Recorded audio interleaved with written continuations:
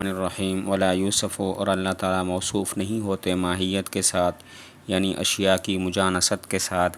اس لیے کہ ہمارے اس قول ما ہوا کا معنی ہے کہ وہ کس جنس سے ہے، اور مجانست واجب کرتی ہے امتیاز کو ہم جنسوں سے فصول مکومہ کے ذریعے، پس لازم آئے گی ترکیب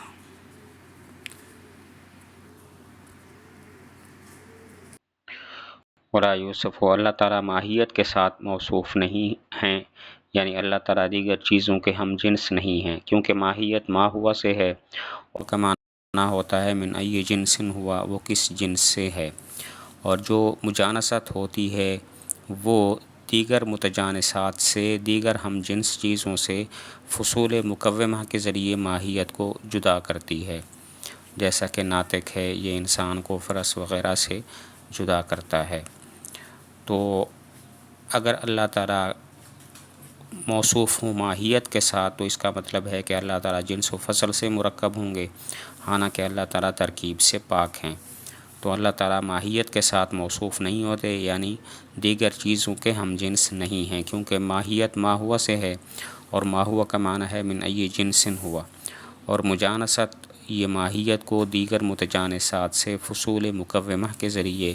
ممتاز کرتی ہے، جیسا کہ ناطق انسان کو فرس غنم وغیرہ سے جدا کرتا ہے۔ تو اگر اللہ تعالیٰ ماہیت کے ساتھ موصوف ہوں تو لازم آئے گا اللہ تعالیٰ جنس و فصل سے مرکب ہوں، حالانکہ اللہ تعالیٰ ترکیب سے پاک ہیں۔ ولا بالکیفیت اللہ تعالیٰ موصوف نہیں ہیں کیفیت کے ساتھ، یعنی رنگ، ذائقہ، بو، گرمی، سردی، تری اور خشکی، اور اس کے علاوہ ان چیزوں سے جو اجسام کی صفات میں سے ہیں اور مزاج اور ترکیب کے توابع میں سے ہیں۔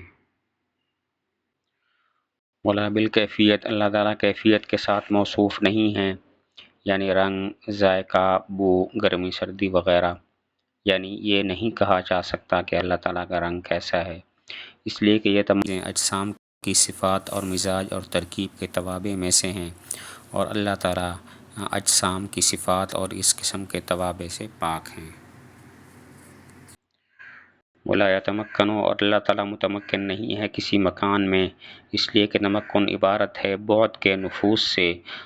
موہوم بعد میں یا متحقق بعد میں، جس کا وہ نام رکھتے ہیں مکان، اور بعد عبارت ہے ایسے امتداد سے جو قائم ہو جسم کے ساتھ یا قائم ہو بذات ہی ان لوگوں کے نزدیک کہ جو قائل ہیں خلا کے وجود کے، اور اللہ تعالیٰ پاک ہیں امتداد سے اور مقدار سے بوجہ اس کے مستلزم ہونے تجزی کو۔ ولا یتمکن فی مکان اللہ تعالیٰ کسی مکان میں متمکن نہیں ہیں، اللہ تعالیٰ کسی مکان میں موجود نہیں ہیں، کیونکہ تمکن کہتے ہیں ایک بعد کا دوسرے بعد موہوم یا دوسرے بعد موجود میں نفوذ، جس کو مکان کہتے ہیں۔ تو اللہ تعالیٰ کسی مکان میں متمکن ہوں تو لازم آئے گا اللہ کا ذی بعد ہونا، اور اللہ تعالیٰ کا ذی بعد ہونا یہ محال ہے، تو اللہ تعالیٰ کا کسی مکان میں ہونا بھی محال ہوگا۔ اللہ تعالیٰ کسی مکان میں متمکن نہیں ہیں، اس لیے کہ تمکن کہتے ہیں ایک بعد کا دوسرے بعد موہوم میں یا دوسرے بعد موجود میں نفوذ، دوسرے بعد کو مکان کہتے ہیں۔ تو اللہ تعالیٰ اگر کسی مکان میں متمکن ہوں تو لازم آئے گا اللہ تعالیٰ کا ذی بعد ہونا، اور اللہ کا ذی بعد ہونا محال ہے۔ باقی بعد کی تعریف کی ہے کہ بعد کہتے ہیں ایسے امتداد کو جو جسم کے ساتھ قائم ہو، یا ایسے امتداد کو جو فی ذات ہی قائم ہو۔ وہ بعد جو فی ذات ہی قائم ہو یہ مذہب ہے ان لوگوں کا جو کہتے ہیں کہ خلا موجود ہے۔ بعد کی تعریف یہ ہے کہ بعد ایسے امتداد، ایسی لمبائی کو کہتے ہیں کہ جو جسم کے ساتھ قائم ہو یا وہ بعد بذات خود قائم ہو۔ اب یہ بعد جو بذات خود قائم ہو یہ ان لوگوں کا مذہب ہے جو خلا کے وجود کے قائل ہیں، اور خلا کے وجود کے قائل متکلمین اور اشراکیہ ہیں۔ لاستلزامہ التجزیہ یہ اس بات کی دلیل ہے کہ اللہ تعالیٰ ذی بعد ہونے سے پاک کیوں ہیں، تو اس کی وجہ یہ ہے کہ اللہ تعالیٰ جو ہیں امتداد اور سے پاک ہیں، کیونکہ امتداد و مقدار تجزی کو قبول کرتا ہے، تجزی کو مستلزم ہوتا ہے، اور اللہ تعالیٰ تجزی سے پاک ہیں۔ لاستلزامہ التجزیہ، یہ اس بات کی دلیل ہے کہ اللہ تعالیٰ ذی بعد ہونے سے پاک ہیں۔ وجہ اس کی یہ ہے کہ اللہ تعالیٰ امتداد و مقدار سے پاک ہیں، اور امتداد و مقدار یہ تجزی کو مستلزم ہے، اور اللہ تعالیٰ تجزی سے پاک ہیں۔ فَإِنْ قِيلَ، پس اگر کہا جائے الجوہر الفرد، جوہر فرد متحیز ہوتا ہے حالانکہ اس میں کوئی بعد نہیں ہوتا، ورنہ البتہ ہوگا وہ متجزی۔ سوال ہوتا ہے، ہم تسلیم نہیں کرتے کہ اگر اللہ تعالیٰ مکان میں متمکن ہوں تو ذی بعد ہونا لازم آئے گا، اس لیے کہ جوہر فرد یعنی جوہر جزء لا یتجزا متحیز ہوتا ہے، متمکن ہوتا ہے، حالانکہ اس میں کوئی بعد نہیں ہوتا، کیونکہ اگر جوہر فرد میں بعد ہو جائے تو وہ جوہر فرد متجزی ہو جائے گا، جو کہ خلاف مفروض ہے۔ تو ہو سکتا ہے کہ اللہ تعالیٰ کسی مکان میں متمکن ہوں لیکن اللہ تعالیٰ ذی بعد نہ ہوں۔ سوال ہوتا ہے، ہم تسلیم نہیں کرتے کہ اگر اللہ تعالیٰ کسی مکان میں متمکن ہوں تو ذی بعد ہونا لازم آئے گا،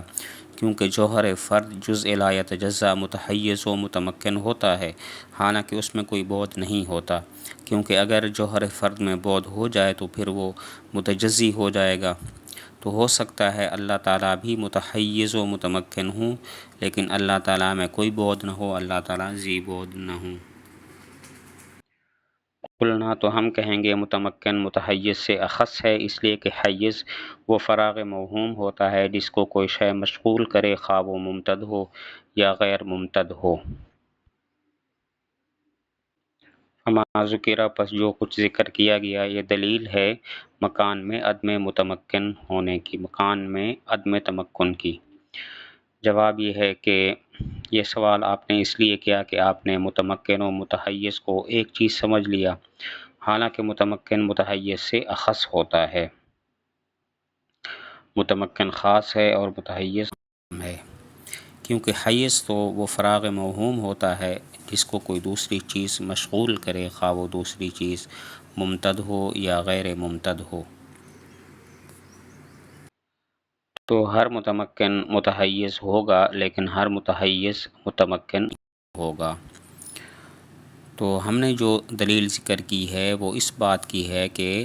مکان میں اللہ تعالیٰ متمکن نہیں ہیں، اور آپ نے جو نقص وارد کیا ہے وہ متحیز ہونے پر وارد کیا ہے کہ جوہر فرد متحیز ہوتا ہے، اور جوہر فرد متحیز ہے، اس میں کوئی اشکال نہیں ہے۔ تو جواب کا حاصل یہ ہوا کہ آپ نے یہ اشکال اس لیے کیا کہ آپ نے متمکن و متحیز کو ایک سمجھ لیا،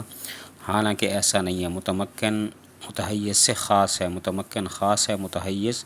عام ہے۔ ہر متمکن متحیز ہوتا ہے لیکن ہر متحیز متمکن نہیں ہوتا، کیونکہ حیز تو وہ فراغ موہوم کہلاتا ہے جس کو کوئی دوسری چیز مشغول کرے، خواہ وہ ممتد ہو یا وہ غیر ممتد ہو۔ تو اب جو کچھ ذکر کیا گیا ہے وہ تو اس بات کی دلیل ہے کہ اللہ تعالیٰ مکان میں متمکن نہیں ہے، اور آپ نے جو نقص وارد کیا ہے وہ جوہر فرد کے متحیز ہونے کے بارے میں ہے۔ جوہر فرد متحیز ہوتا ہے۔ دلیل اور بہرحال دلیل عدم تحیز کی پس وہ یہ ہے کہ اگر متحیز ہو تو یا ازل میں ہوگا پس لازم آئے گا حیز کا قدیم ہونا، یا نہیں پس ہوگا وہ محل حوادث۔ ماقبل میں جو کچھ گزرا وہ اس بات کی دلیل تھی کہ اللہ تعالیٰ مکان میں متمکن نہیں ہیں، اللہ تعالیٰ متحیز بھی نہیں ہیں۔ تو اس پر دلیل یہ ہے، اس پر دو دلیلیں ہیں۔ پہلی دلیل یہ ہے کہ اگر اللہ تعالیٰ متحیز ہوں تو یا ازل میں متحیز ہوں گے یا ازل کے بعد ہوں گے۔ اگر ازل میں متحیز ہوں تو لازم آئے گا حیز کا قدیم ہونا، حالانکہ حیز حادث ہے، اور اگر ازل کے بعد متحیز ہوں تو پھر لازم آئے گا اللہ تعالیٰ کا محل حوادث ہونا، کیونکہ ازل کے بعد اگر متحیز ہو جائیں تو پھر وہ حیز حادث ہو جائے گا اور اللہ تعالیٰ کا محل حوادث ہونا لازم آئے گا، اور اللہ تعالیٰ کا محل حوادث ہونا بھی باطل ہے۔ وَأَيْضًا، اور نیز یا تو مسنگے حیز کے یا کم ہوں گے اس سے پس متناہی ہوں گے، یا اس پر زائد ہوں گے پس وہ متجزی ہوں گے۔ اللہ تعالیٰ کے متحیز نہ ہونے کی دوسری دلیل بیان کی ہے کہ اگر اللہ تعالیٰ متحیز ہوں تو تین حال سے خالی نہیں، حیز کے مساوی ہوں گے یا حیز سے کم ہوں گے یا حیز پر زائد ہوں گے۔ اگر حیز کے مساوی ہوں یا حیز سے کم ہوں تو اللہ تعالیٰ کا متناہی ہونا لازم آئے گا، اور اللہ تعالیٰ کا متناہی ہونا باطل ہے۔ اور اگر حیز سے بڑھ جائیں تو پھر اللہ تعالیٰ کا متجزی ہونا لازم آئے گا کہ کچھ تو حیز میں ہے اور کچھ حیز میں نہیں ہے، بڑے ہوئے ہیں، اور اللہ تعالیٰ کا متجزی ہونا بھی باطل ہے۔ اللہ تعالیٰ متحیز نہیں ہیں، اس کی دوسری دلیل یہ ہے کہ اگر اللہ تعالیٰ متحیز ہوں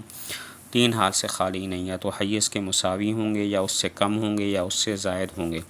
اگر حیز کے مساوی ہوں یا اس سے کم ہوں تو اللہ تعالیٰ کا متناہی ہونا لازم آئے گا اور اللہ تعالیٰ کا متناہی ہونا باطل ہے، اور اگر حیز سے بڑھ جائیں تو اللہ تعالیٰ کا متجزی ہونا لازم آئے گا کہ کچھ تو حیز میں ہیں اور کچھ حیز سے زائد ہیں، بڑھ کر ہیں، اور اللہ تعالیٰ کا متجزی ہونا بھی باطل ہے۔